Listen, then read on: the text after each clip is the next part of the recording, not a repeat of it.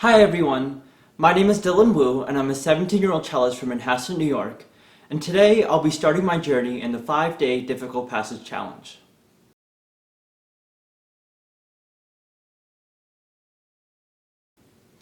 So the excerpt I'll be practicing is from the fast part of Zigeunerweis and Sarasate, which was originally written for violin but arranged for cello.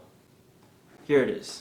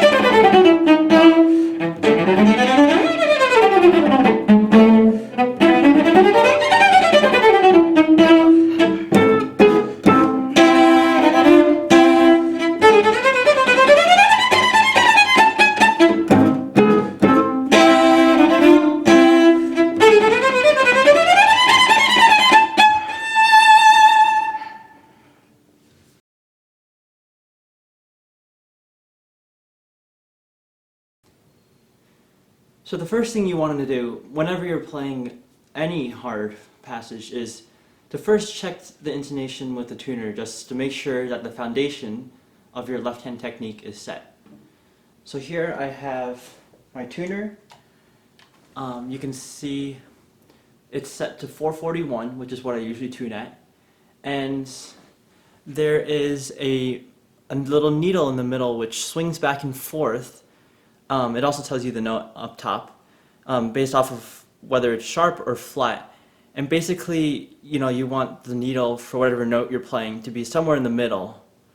So basically, for today's practice, I'll go through the section note by note, slowly enough so that I can see whether each note lines up with the tuner and to adjust accordingly.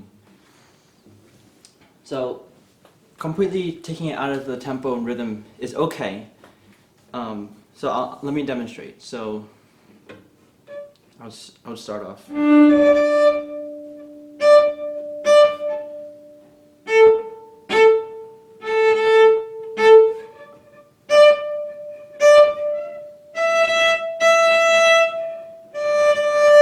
And sometimes you can also check notes with open strings. So that D was a little bit low.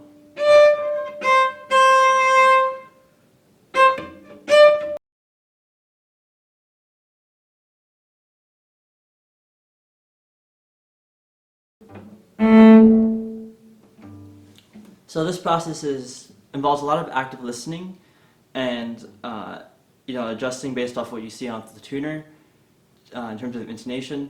And basically, the important thing why this is important is to make sure that all of your fingers are oriented in the correct spaces such that once you're starting to play at faster tempos, your left hand sort of has a GPS of where to go on the fingerboard.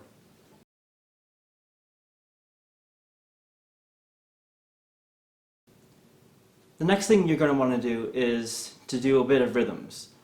So once you have the intonation down, it's important to do rhythms in order to have your hand understand and be comfortable with the relationships between each of the shifts, and also to make sure that your fingers are steady when they're playing at higher tempos. So today I'll be doing a simple 2 rhythm, which is either ta ta ta ta ta ta ta or ta ta ta ta ta ta ta ta. So let me demonstrate.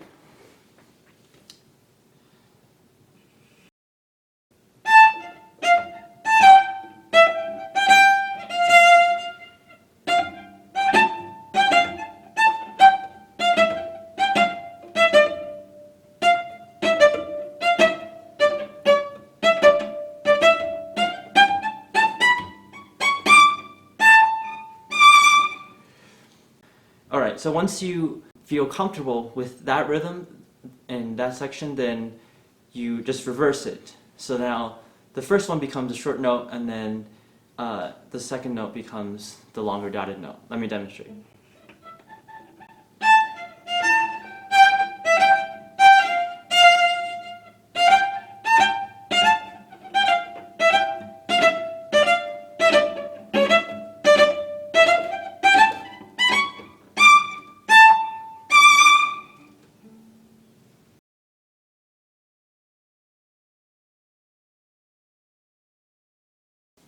Once you've gotten comfortable doing 2-part rhythms, now it's time to move on to 4-part rhythms. So basically it's the same idea, except now you are going to be taking sets of 4, holding one, and then making all of the other ones short into the next one. Let me show you what I mean. So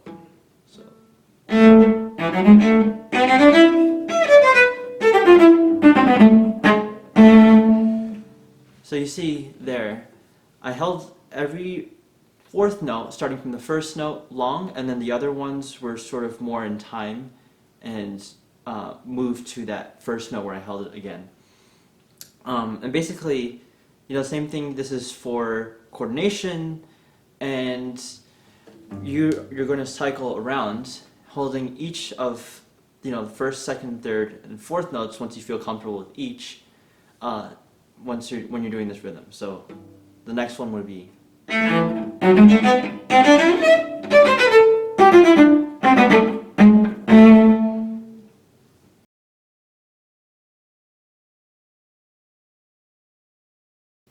Once you feel comfortable with doing the rhythms, now you can work on playing more in time and working up slowly with the metronome. So basically, whenever you work with the metronome, you always want to pick a starting point, the slower tempo that you can feel comfortable with, and then, so that for this piece, I've chosen 72, and then from there, you pick your final performance tempo, which I've chosen as 120, and basically with the metronome, you want to work in small increments, slowly increasing it methodically, and basically that'll help you build your technique and the ease of playing the passage faster and faster in a way that's comfortable.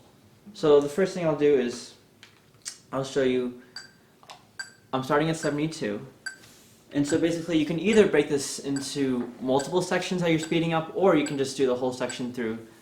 I'm going to do the whole section through, but I'll just show you the beginning just to give you an idea of what I mean when I'm working with a metronome.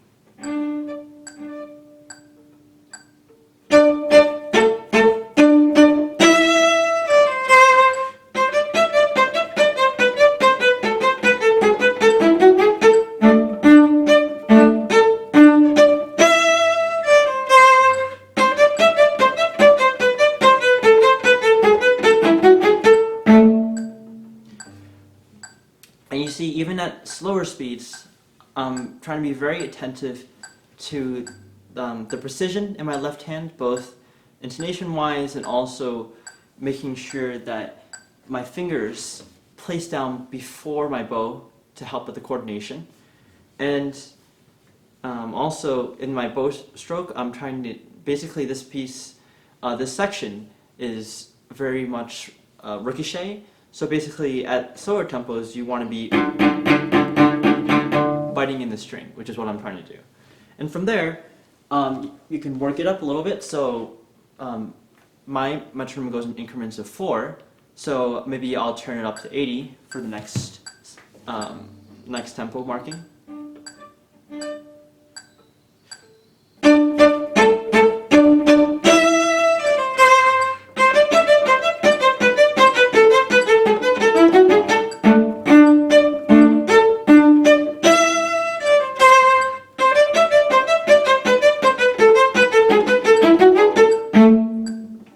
And you keep working like that until you hit your end target tempo.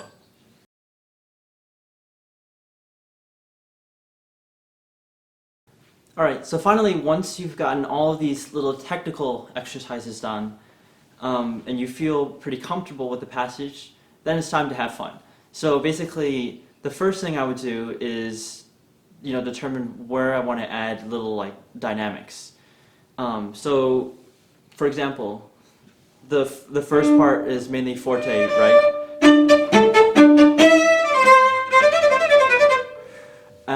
And then it continues being forte in the next section.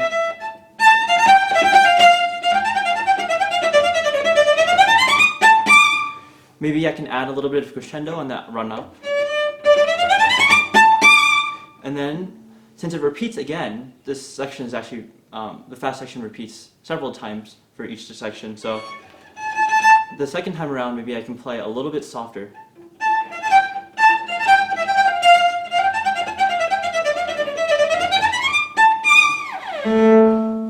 So that adds a little bit more character to the piece, and it gives your listener something interesting, saying, hey, you know, I really like how the person did this differently. Also, you can feel free to add more flair to the piece, and especially with the rubatos and the gestures. Since this is, you know, this is a showpiece, so it's meant to be very showy. And so what I mean is, for example,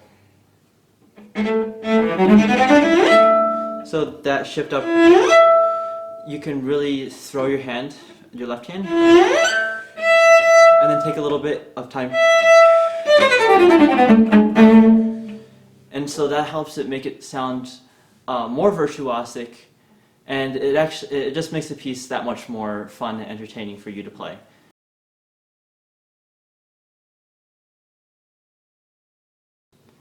Alright, so after 5 days of practicing, here's my final version of the section.